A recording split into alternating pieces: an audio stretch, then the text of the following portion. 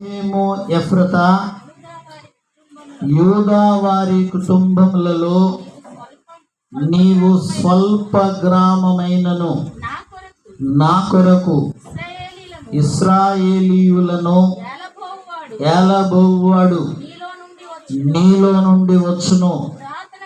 పురాతన కాలము మొదలుకొని శాశ్వత కాలము ఆయన ప్రత్యక్షమగుచుండెను. చాలు. ఈ మాటలను దేవుడు మన వినికిడిలో దీవించి ఆశీర్వదించును గాక. ఆమేన్.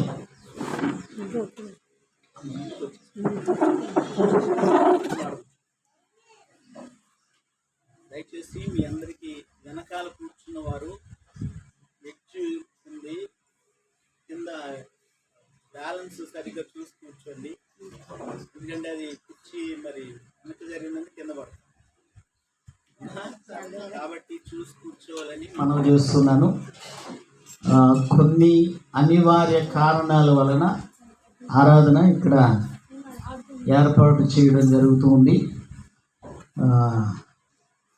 పరిస్థితులు కాస్త ప్రతికూలంగా ఉన్న అడ్జస్ట్ అవ్వాలని ఒక వారం, ఈ వారం వచ్చే వారం కూడా ఇక్కడే జరుగుతూ ఉంటుంది. దేవుని చిత్తమైతే కనుక ఈ 2 వారాలు కాస్త అడ్జస్ట్ అవ్వాలని మనం చేస్తున్నాం. దేవునికి స్తోత్రం చెప్దామా? హల్లెలూయా. ప్రభు అయిన యేసుక్రీస్తు పరిశుద్ధ నామమున కూడి వచ్చిన ప్రతి ఒక్కరికి నా హృదయపూర్వకమైనటువంటి వందనాలు. అందరికీ కూడా వందనాలు తెలియజేస్తున్నాను. అలాగే ఆన్లైన్లో పాల్గొందిన వారికి కూడా నా వందనాలు తెలియజేస్తున్నాను. ప్రియమైన దేవుని బిడ్డలారా, మనం క్రిస్మస్ సీజన్లో ప్రవేశించి క్రిస్మస్ మూడ్లో ఉన్నాం. మనం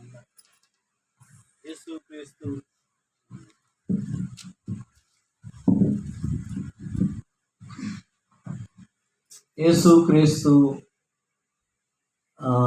జననం, ఆ పండుగ వాతావరణంలో మనం అందరం ఉన్నాం.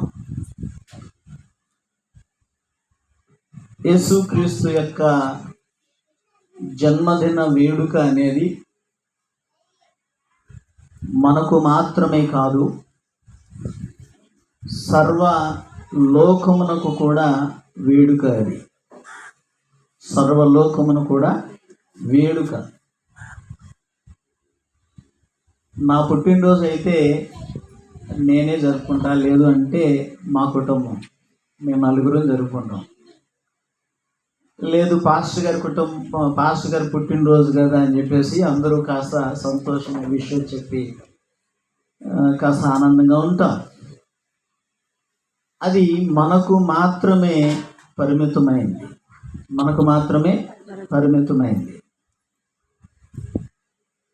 కానీ యేసుక్రీస్తు జననం ప్రపంచంలో ఉన్న ప్రతి ఒక్కరికి కూడా అవసరమైంది కనుక ఆయన జనన దినాన్ని చాలా వేడుకగా ప్రపంచమంతా కూడా జరుపుకుంటూ ఉంది. వేడుకగా ఒక పండుగ లా జరుపుకుంటూ ఉంది. ప్రియ దేవుని బిడ్డలారా, ప్రపంచంలో ఉన్నటువంటి దేశాలలో ఆయా దేశాలు ఆయా ఆచారాలను బట్టి రాష్ట్రాలకు, ఆయా దేశాలకు వారి సొంత పండుగలు ఉన్నాయి. కానీ ఆ పండుగలు, ఆ వేడుకలు వారి సొంత రాష్ట్రాలకు, సొంత దేశానికి మాత్రమే సంబంధించినటువంటి పండుగలు, వేడుకలు. కానీ యేసుక్రీస్తు జననదిన పండుగ అది ప్రపంచవ్యాప్తంగా ఎంతో ఆర్భాటంగా జరుపుకునేటటువంటి పండుగ. అది ఎంతో ఆర్భాటంగా జరుపుకునేటటువంటి పండుగ. ఇక్కడ మనం చదివినటువంటి ఈ లూకా సువార్త 2వ అధ్యాయము 1 నుంచి 7 వచనాలలో ఉన్నటువంటి ఈ మాటలు యేసు ప్రభు జన్మించినటువంటి స్థలాన్ని మనం చదువుతూ ఉంటాం. యేసు ప్రభు జన్మించినటువంటి స్థలం. నా ప్రియమైన దేవుని బిడ్డలారా, ఇశ్రాయేలు దేశంలో యోదయ అనేటటువంటి రాష్ట్రంలో బెత్లెహేము అనే ఒక గ్రామం ఉన్నది. ఏ గ్రామం అంట? బెత్లెహేము అనేటటువంటి ఒక గ్రామం. బెత్లెహేము అనే గ్రామం. ఇక్కడ లూకా సువార్తలో మనం చదివినట్లయితే గలిలయలోని అనే మాటను చదువుతూ ఉంటాం. ఎక్కడంట? గలిలయలోని నజరేతు నుండి యోదయలోని బెత్లెహేము అనబడిన దావీదు ఊరికి వెళ్ళును అనే మాటను చదువుతూ ఉంటాం. యేసు ప్రభు జన్మించినటువంటి సమయంలో సర్వలోకమునకు ప్రజాసంఖ్య వ్రాయవలెనని ఆనాటి అధికారి అయినటువంటి కైసరు ఔగుస్తు వలన అది ఒక ఆజ్ఞ జారీ చేయబడింది. సర్వలోకానికి ప్రజాసంఖ్య. ఎవరికంట? సర్వలోకమునకు ప్రజాసంఖ్య వ్రాయవలెనని.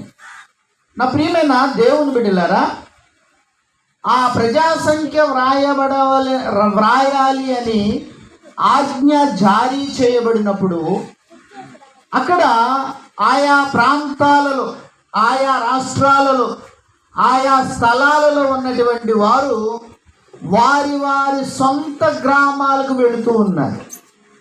వారి వారి సొంత గ్రామాలకు, సొంత పట్టణాలకు తిరిగి వెళుతూ ఉన్నారు. ఇట్లాగే ఉద్యోగాల కోసం వచ్చిన వారు, వ్యాపారాల కోసం వలస వెళ్ళిన వారు, పనుల కోసం ఆయా ప్రాంతాలకు వలస వెళ్ళిన వారు తిరిగి వారి వారి సొంత గ్రామాలకు వెళ్ళి వారి పేరు నమోదు చేసుకోవడానికి వెళుతూ ఉన్నారు. ఎక్కడికి వెళ్తున్నారంట? పేరు నమోదు చేసుకోవడానికి వెళుతూ ఉన్నారు. అయితే యేసు ప్రభు యొక్క తల్లిదండ్రులు లేదా ప్రత్యేకంగా తండ్రి అయినటువంటి యేసేపు, అతని యొక్క సొంత గ్రామమైనటువంటి బెత్లెహేమునకు యేసేపు కూడా తన భార్య అయినటువంటి మరియను తీసుకుని బయలుదేరి వెళ్ళి ఉన్నాడు. ఎక్కడికి వెళ్ళాడు అని అంటే బెత్లెహేము అనే గ్రామానికి వెళ్ళాడు. ఎక్కడికి వెళ్ళాడంట? బెత్లెహేము అనే గ్రామానికి వెళ్ళాడు. బెత్లెహేము అనే గ్రామానికి వెళ్ళాడు. ఈ బెత్లెహేము అనే గ్రామాన్ని గనక మనము పరిశీలన చేసినట్లయితే మీకా గ్రంథంలో మనం చదివాము.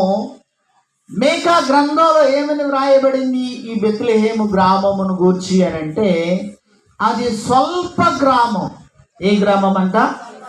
బెత్లెహేము ఎఫ్రతా, యూదా వారి కుటుంబములలో నీవు స్వల్ప గ్రామమైనను అని అన్నాడు. ఈ గ్రామం ఎటువంటిదంట? స్వల్ప గ్రామము. స్వల్ప గ్రామము. స్వల్ప గ్రామం అంటే ఈ గ్రామము చాలా చిన్న గ్రామం. ఈ గ్రామం ఎటువంటి గ్రామం చెప్పాలి, అందరూ చెప్పాలి. ఈ గ్రామం ఎటువంటిది? చాలా చిన్న గ్రామం. చాలా చిన్న గ్రామం. మెదడు కూర్చి ఈ గ్రామము చాలా చిన్న గ్రామం. ప్రియ దేవుని బిడ్డలారా, ఏ విధమైనటువంటి ఎన్నిక లేని గ్రామం, ఏ విధమైనటువంటి గుర్తింపు లేని గ్రామం ఇది. అర్థమవుతుంది కదా? ఏ విధమైన గుర్తింపు లేనటువంటి గ్రామం. అయితే యేసు ప్రభు వారు ఆయన దేవుడై ఉండి మానవుడిగా మొట్టమొదటిసారిగా ఈ భూమి మీద కాలు పెట్టడానికి ఏ గుర్తింపు లేని స్థలాన్ని, ఏ ఎన్నిక లేని గ్రామమైనటువంటి ఈ బెత్లెహేము గ్రామాన్ని ఆయన ఎన్నుకున్నారు. దేనిని ఎన్నుకున్నారు? ఆయన బెత్లెహేము గ్రామమును ఆయన ఎన్నుకున్నారు. బెత్లెహేము గ్రామమును ఎన్నుకున్నారు. నా ప్రియమైనటువంటి దేవుని బిడ్డలారా, ఆ దినాలలో యెరూషలేము అను పట్టణం ఒకటి ఉంది. విన్నారా మీరు యెరూషలేము పట్టణం గురించి? యెరూషలేము పట్టణం గురించి విన్నారా? బైబిల్లో తరచుగా ఈ యెరూషలేమును గురించి మనం చదువుతూ ఉంటాం. ఇది చాలా పెద్ద పట్టణం. ఇది యెరూషలేము చాలా పెద్ద పట్టణం. అయితే ఈ యెరూషలేమునకు ఒక చాలా పెద్ద గుర్తింపు ఉంది. ఏంటంటే ఈ యెరూషలేము యోధా మతానికి కేంద్ర బిందువు. యెరూషలేము పట్టణం ఎటువంటిదంట? యోధా మతానికి ఇది ఒక కేంద్ర బిందువు. యోధా మతానికి ఇది ఒక కేంద్ర బిందువు. ఎందుకంటే అక్కడ యూదుల దేవాలయం ఉంది. అక్కడ ఏముంది? యూదుల దేవాలయం ఉంది.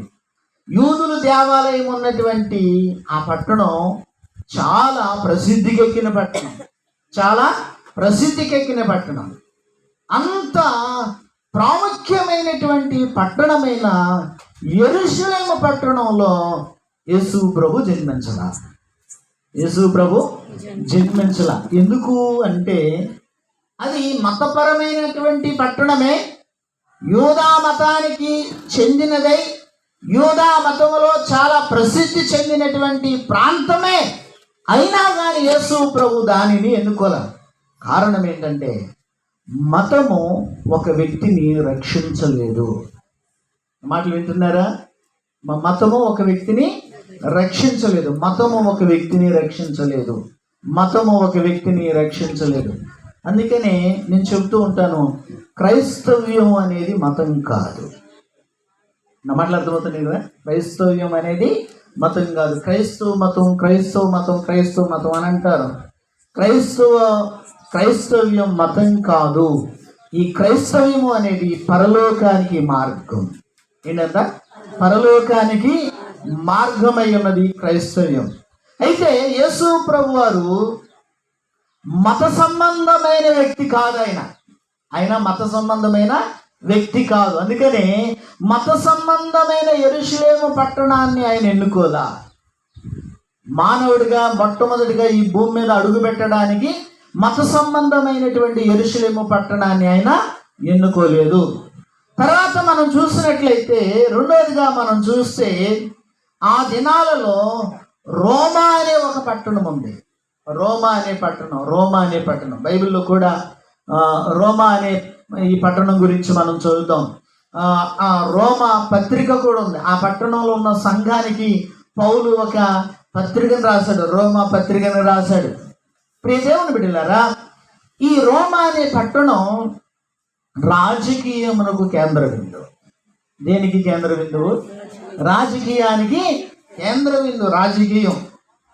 ప్రియ దేవుని బిడ్డలారా, రాజకీయానికి కేంద్ర బిందువు అయిన రోమా పట్టణాన్ని కూడా యేసు ప్రభు వారు ఎన్నుకోలా మానవుడిగా మొట్టమొదటిగా ఈ భూమి మీద అడుగు పెట్టడానికి. కారణం ఏంటి అనంటే యేసు ప్రభు వారు రాజకీయానికి సంబంధించిన వాడు కాదు. యేసు ప్రభు వారు రాజకీయానికి సంబంధించిన వాడు కాదు. అంత మాత్రమే కాదు, రాజకీయము మనిషికి శాంతిని ఇవ్వదు. రాజకీయము మనిషికి శాంతిని ఇవ్వదు. రాజకీయం ఏమాత్రము కూడా శాంతిని అనేది ఇవ్వదు.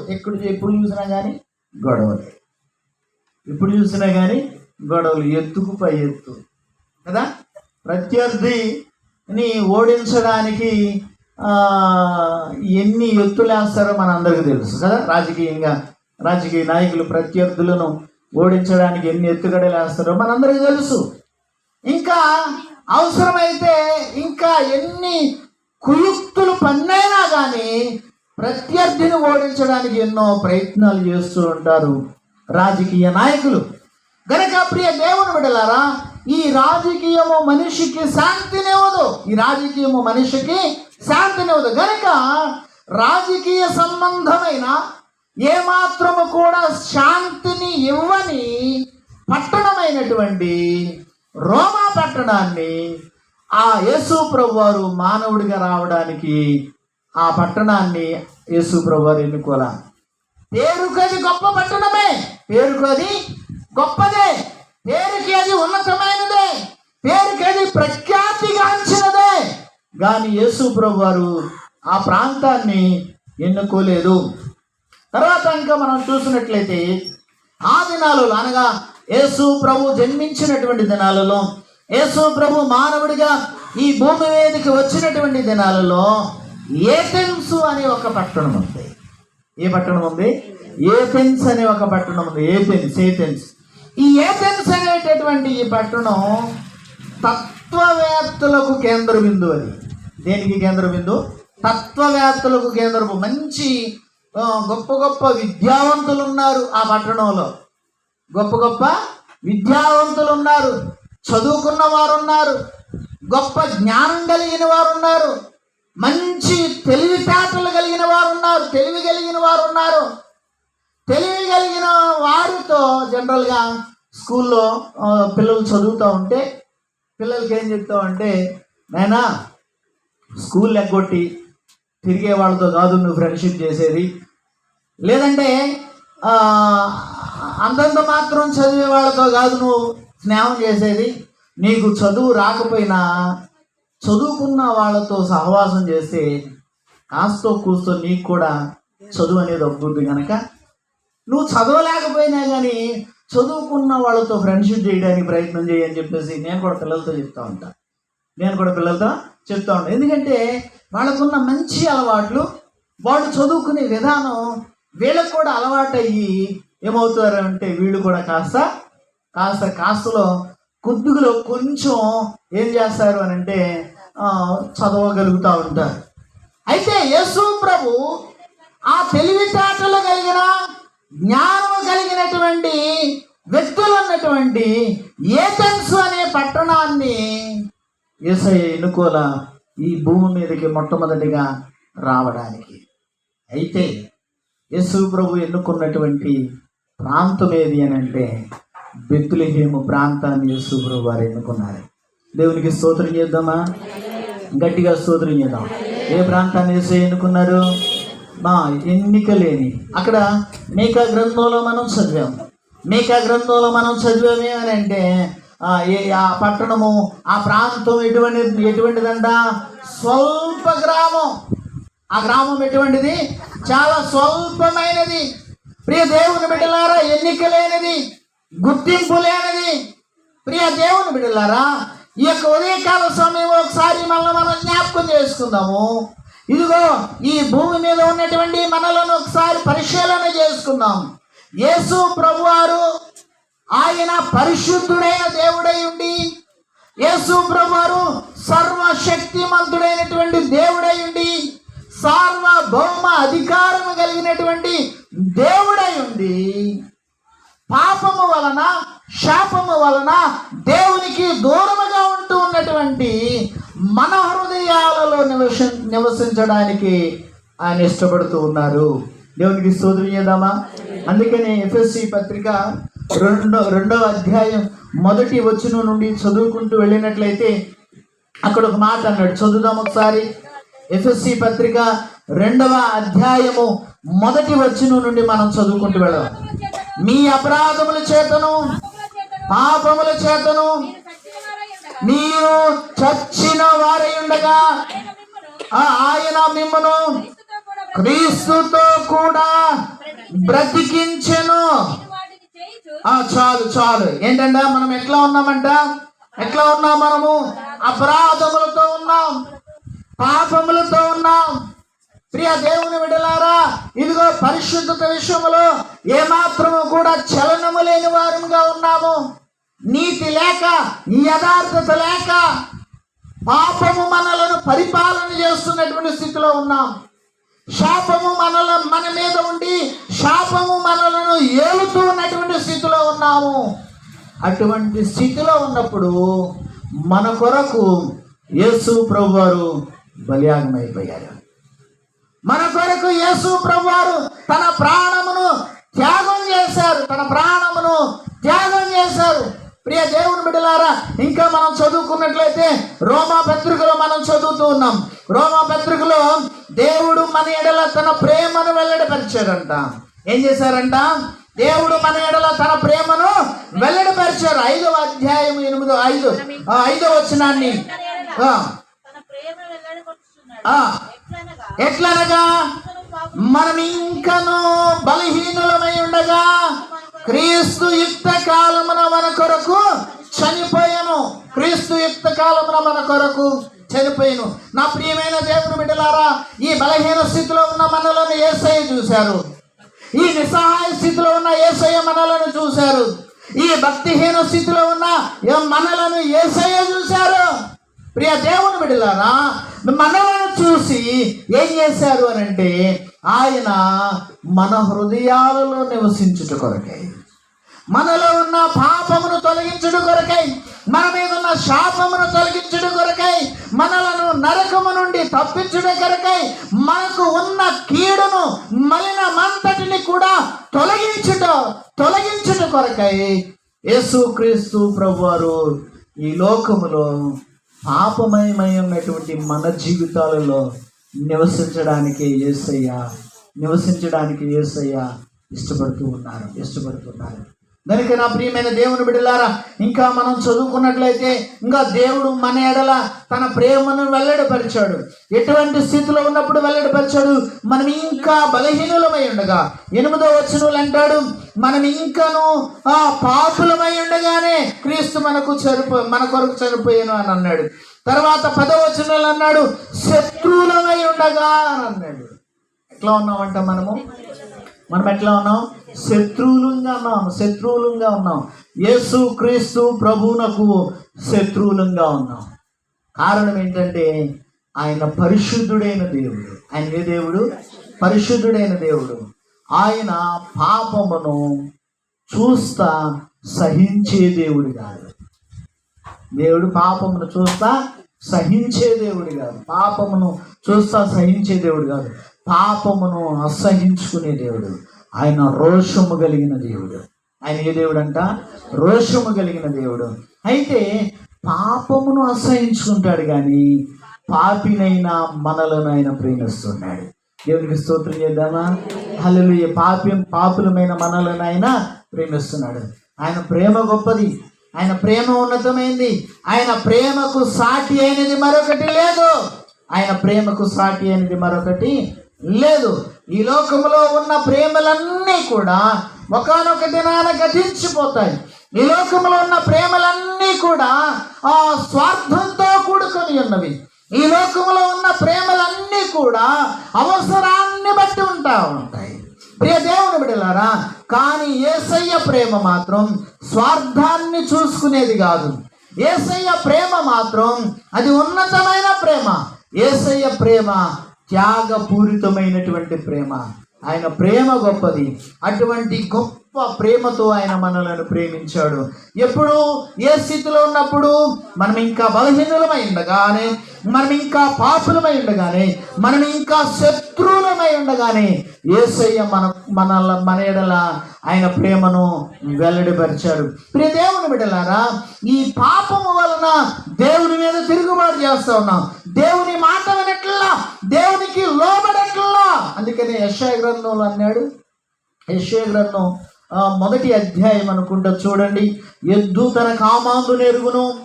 చూడండి ఒకసారి, 1వ అధ్యాయంలోనే యెషయా గ్రంథము 1వ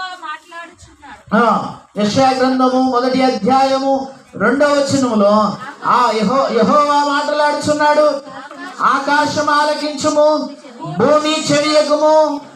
నేను పిల్లలను పెంచి గొప్పవారినిగా చేసి తిని, వారు నా మీద తిరుగుబడి ఉన్నారు. ఎద్దు తన కామాందును ఎరుగును, గాడిద సొంత వాని దొడ్డి తెలుసుకొనును. ఇశ్రాయేలుకు తెలివి లేదు, నా జనులు యోచింపరు అని అంటా ఉన్నాడు. ఏం చేస్తున్నారంట? దేవుడు తన పిల్లలను పెంచి గొప్పవారినిగా చేశాడంట. దేవుడు ఏం చేశాడు? ఇశ్రాయేలీయులను కనుక మనం ఆలోచన చేస్తే, ఇశ్రాయేలీయులను ఉద్దేశించి ఇక్కడ మాట్లాడుతూ ఉన్నాడు.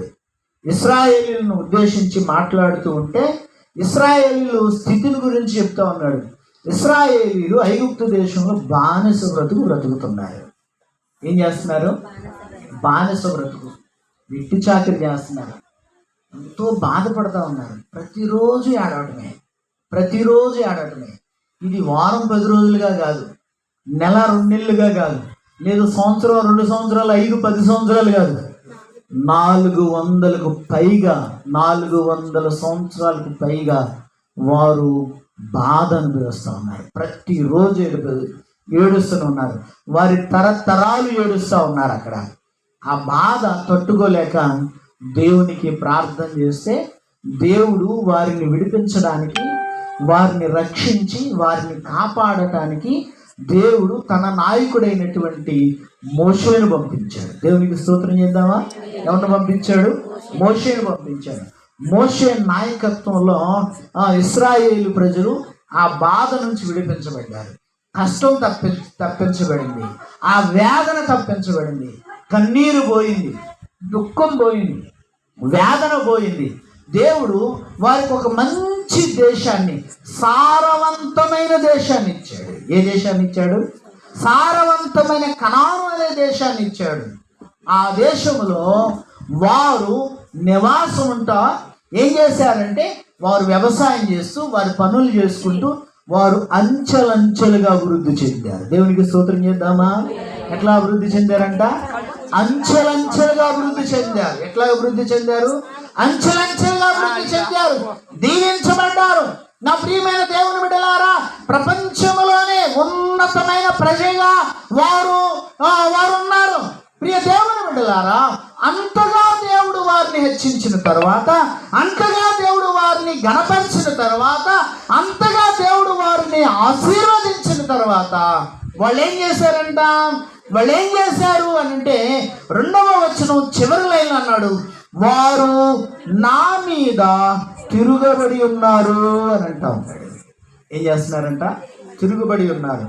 దేవుని మీద తిరుగుబాటు చేశారంట. ఎవరి మీద తిరుగుబాటు? దేవుని మీద తిరుగుబాటు చేశారు. ప్రియమైన దేవుని బిడ్డలారా, అవును నిజమే. ఈ రోజున దేవుడు మనుషులకు ఎన్ని మేలులు చేసినా, ఎంత ఉపకారం చేసినా, ఎంతగా సహాయం చేసినా దేవుని మేలును మర్చిపోతా ఉన్నారు. ఏం చేస్తూ ఉన్నారు? దేవుని మేలును మర్చిపోయి, దేవుని ఉపకారాన్ని మర్చిపోయి, దేవుని సహాయాన్ని మర్చిపోయి, బాధ వచ్చినప్పుడు మాత్రం అయ్యో దేవుడా అంటూ ఉన్నారు. కష్టం వచ్చినప్పుడు మాత్రం అయ్యో దేవుడు అంటూ ఉన్నారు.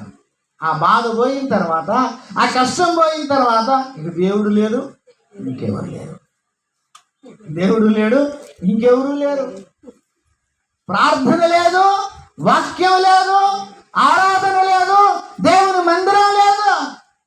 ప్రియ దేవుని బిడ్డలారా, ఏంటి అంటే దీనిని తిరుగుబాటుతనం అంటారు. దీనిని ఏంటంట? తిరుగుబాటుతనం. ప్రియ దేవుని బిడ్డలారా, దేవునిని కాదని నువ్వు ఎంత దూరం వెళ్తావు?